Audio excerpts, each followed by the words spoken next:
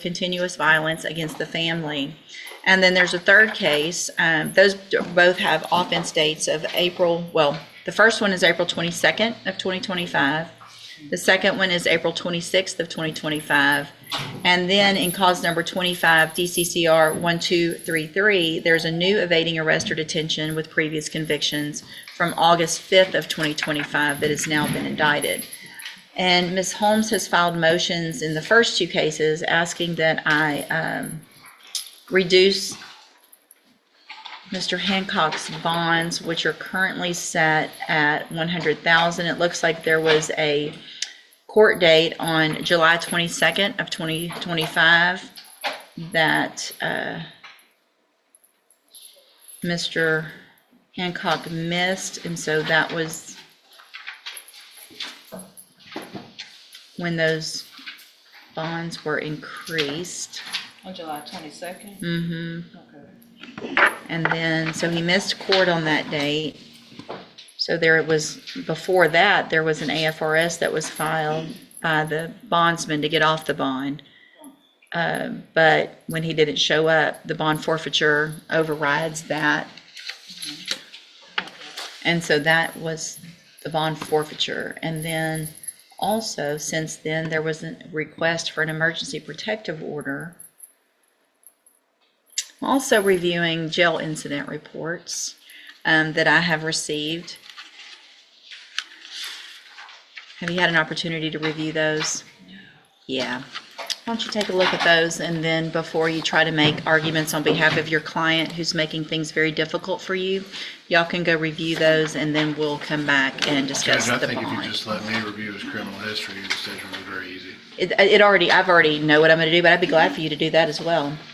Yeah, he's habitual on this continuing violence against the family case. He has a total of, I believe, 10 prior felonies. And on these two evadings, the state jail and evadings with prior evading convictions, he has a total of 7 evadings. And the most recent one was picked up when he was arrested in August while he had warrants for these pending cases. His priors that are not evadings include firearms, drugs, and burglary. Okay. Ms. Holmes? He had only been off parole about 2 months before the new offense date in April. Honestly, based on everything I'm seeing, I'm not sure the bonds are satisfactory. We'll see. Ms. Holmes, any? So, Your Honor, I was provided some documentation. Apparently, Mr. Hancock did go to the hospital in July, which I believe at the time he did provide that documentation to the bondsman. I'm not sure if he was aware that an AFRS had been filed at that point. He is aware that he needs to behave in the jail. Really? You're aware of that? How old are you? I'm 36. You're 36 years old, so you needed to come here today and have her tell you need to behave in jail? No, man. This is ridiculous. These people are just going to work and trying to do their job. That's all. You know, I mean, that's what the rest of us do. We go to work, we do our job, we go home, we live our lives, and we don't have punks like you acting like this and treating us this way when we're at our job. The way you have spoken to the officers, the female, they disrespect you first. You think you earned their respect? You're in jail. You follow the rules. Their job's just to do their job. If it's time, you don't get to make decisions in jail. You don't get to decide when you turn the lights on and off. You don't get to decide when you go to bed or when you eat. It's not your decision anymore. That's what happens when you continue to violate the law. You've lost your right to make those decisions. So it's their decision to try to keep everybody in order out in the jail the best they can. And the way you have spoken to them and threatened them is actually a violation of the law, and you could end up with more cases for threatening a correctional officer. So just keep going, keep stacking it up. I'm sure a jury later will love to hear all of that. They'll love to hear it. You're looking at 25 to life on one of your cases. Keep it up. Let's see what happens. because a jury will see all of this. And if you think I'm going to take some great deal that they're going to negotiate, or you think Mr. Nichols is going to give you some great deal, it's not happening.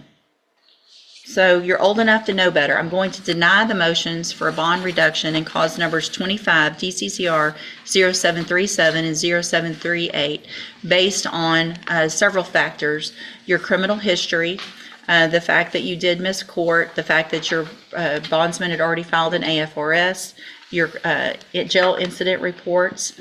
I am also going to find in cause number 25 DCCR 1233 that your bond is insufficient. And in that case, I'm going to raise your bond to $100,000. A condition of all of these bonds, if you make them, will be that you will be required to wear a GPS monitoring device and you will be on house arrest. So if you make these 3 bonds, you will be on house arrest. You're not allowed to leave your house unless you have my permission. And you will be also ordered, and it should already be in a bond condition in cause number 25 DCCR 0738, to have absolutely no contact, no communication at all with the complaining witness. Do you have that name handy? I do, Your Honor. Janaisha Butler. Janaisha Butler? Jamaisha. Jamaisha. JAMAYSHA. So you cannot have any contact whatsoever with that person. Do you understand? That also includes when you're in jail. So there's no sending messages through that email system or anything like that to her through anybody else.